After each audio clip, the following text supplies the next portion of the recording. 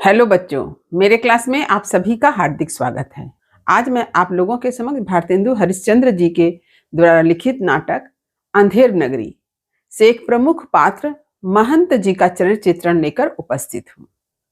आज इस विषय को आरंभ करने से पहले मैं आप लोगों को बता देना चाहती हूँ कि अंधेर नगरी नाटक के सारांश से संबंधित वीडियो मेरे चैनल पर पहले ही अपलोड हो चुका है और लिंक आपको डिस्क्रिप्शन बॉक्स में मिल जाएगा। इसके साथ ही साथ जो बच्चे मेरे चैनल पर नए हैं वे चैनल को सब्सक्राइब जरूर कर लें, ताकि आने वाले समय में अंधेर नगरी नाटक से संबंधित जिस विषय को लेकर मैं आप लोगों के समक्ष उपस्थित रहूंगी उस विषय से संबंधित सभी वीडियो का नोटिफिकेशन आपको समय समय पर मिल सके। तो चैनल को सब्सक्राइब जरूर कर लें। तो चलिए आरंभ करती हूँ महंत जी का चरित्र चित्रण। महंत का चरित्र चित्रण। भारतेंदु हरिश्चंद्र द्वारा रचित अंधेर नगरी नाटक का एक प्रमुख पात्र है महंत जी। महंत जी के दो शिष्य हैं, नारायण दास और गोवर्धन दास।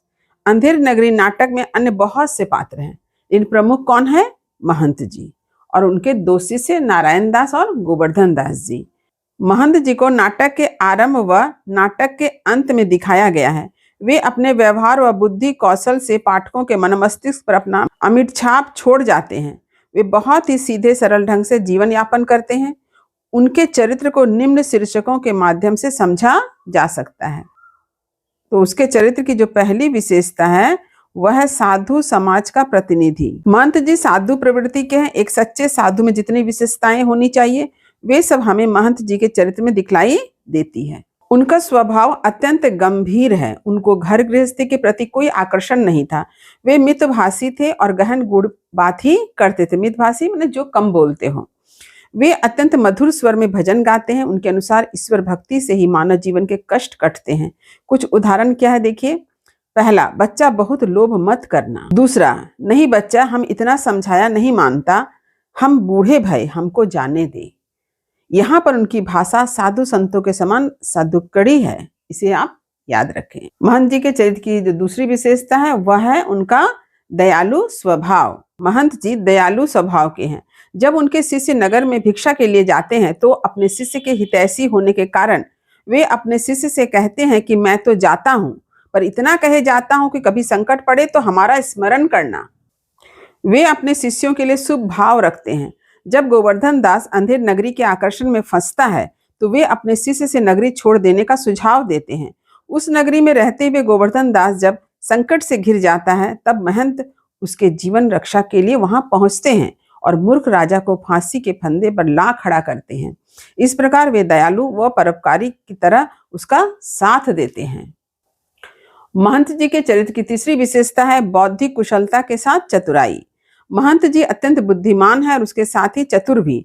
अपनी चतुराई के कारण ही वे अपने शिष्यों को अलग अलग दिशा में भिक्षाटन के लिए भेजते हैं। वे आने वाले समय को जान लेने की क्षमता रखते हैं, इसलिए वे हर कष्ट से बच निकलने का कौशल जानते हैं। वे अपने लालची शिष्य गोवर्धन दास का भविष्य जानकर ही उसे अंधेर नगरी छोड़कर कहीं अन्य जगह चले जाने को कहते हैं। इतना ही नहीं, वे अपनी बौद्धिक कुशलता व चतुराई के कारण ही अपने शिष्य को फांसी के फंदे से बचा लेते हैं। तो यह है महंत जी के चरित्र की तीसरी विशेषता कि वे अत्यंत बुद्धिमान है, उनमें चतुराई भी है। महंत जी के चरित्र की चौथी विशेषता है वाक्पटु या वाक चातुर्य। महंत जी एक साधु या संत है। हर मौके या अवसर पर गाई या कही जाने वाली सूक्तियां, पद, दोहे आदि उन्हें कंठस्थ है। वे अपनी सूक्तियों, पद और दोहे से किसी स्थिति को गंभीर और ज्ञान से परिपूर्ण कर देते हैं। वे अपने सूक्तियों, पद, दोहे को उचित अवसर पर कहा करते हैं। नाटक के अंत में भी वे चौपट राजा के फांसी के फंदे पर खड़े होने पर यह कह देते हैं, जहां न धर्म न बुद्धि नहीं नीति न सुजन समाज, ते ऐसे ही आप ही नसे जैसे चौपट राजा। महंत जी के चरित्र की पांचवी विशेषता है उनका संयमी स्वभाव। महंत जी संयमी हैं। उनका अपने मन और इंद्रियों पर नियंत्रण है। जब उनका शिष्य गोवर्धन दास टके सिर मिठाई लेकर आता है तो वे अत्यंत प्रसन्न होते हैं, परंतु जब उन्हें अंधेर नगरी और उसके चौपट राजा के बारे में पता चलता है तो वे तुरंत अपने शिष्य गोवर्धन दास को उस नगर छोड़कर चले जाने का सुझाव देते हैं। यदि उनमें संयम न होता तो वे अपने शिष्य के साथ ही अंधेर नगरी में ठहरने का निश्चय करते। यह सिद्ध होता है कि उनमें रंचमात्र भी लालच का भाव नहीं है, बल्कि संयमी है। इसके साथ ही जब वे अपने शिष्य के प्राण बचाने के लिए राजा चौपट के सिपाही से नाटक करते हैं तो संयम के कारण अपने चेहरे पर किसी प्रकार का भाव नहीं आने देते हैं। यानी महंत जी जो है अपने मन की भावनाओं को नियंत्रण में रखना जानते हैं। महंत जी के चरित्र की छठी विशेषता है उनका साहसी स्वभाव। महंत जी संयमी होने के साथ साथ साहसी हैं। संयमी होने के कारण उनमें आत्मिक शक्ति है, उन्हें ना ही किसी से भय है और ना ही संकोच। जब उनका शिष्य गोवर्धन दास फांसी के फंदे पर लटकाया जाने वाला ही था, उस समय महंत जी ने बिना भय के अपने शिष्य से बात ही नहीं की, बल्कि सिपाहियों को वहां से चले जाने के लिए भी कहा। महंत जी के चरित्र की सातवीं विशेषता है उनका त्यागी स्वभाव। महंत जी त्यागी स्वभाव के हैं। वे लोभ को पाप का मूल मानते हैं। कारण यह है कि लोभ के कारण ही व्यक्ति धीरे धीरे पतन के गर्त में गिरता जाता है। वे अपने शिष्यों को भी यही शिक्षा देते हैं।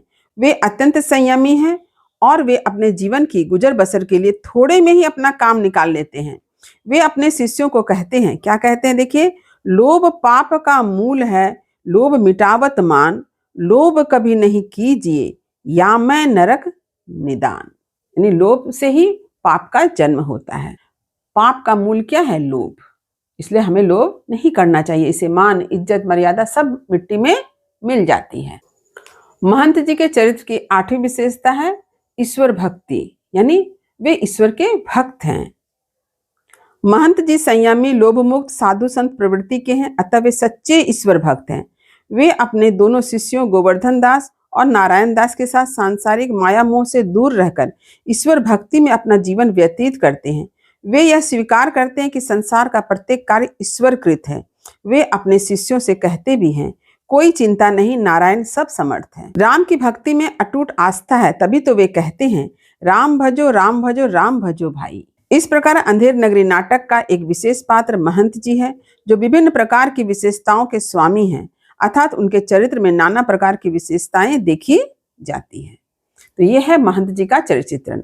उम्मीद करती हूँ कि आज का विषय आपने अच्छी तरह से समझ लिया होगा। यदि कहीं कुछ समझने में दिक्कत हुई हो तो कमेंट अवश्य करें, वीडियो को लाइक करें और सभी पढ़ने वाले विद्यार्थियों में शेयर करना ना भूलें। और जो बच्चे मेरे चैनल पर नए हैं वे चैनल को सब्सक्राइब जरूर कर लें, ताकि हर नई वीडियो का नोटिफिकेशन उन्हें समय समय पर मिल सके। तब तक पढ़ते रहिए, जीवन में आगे बढ़ते रहिए। मेरी शुभकामनाएं आप सभी बच्चों के साथ है। धन्यवाद।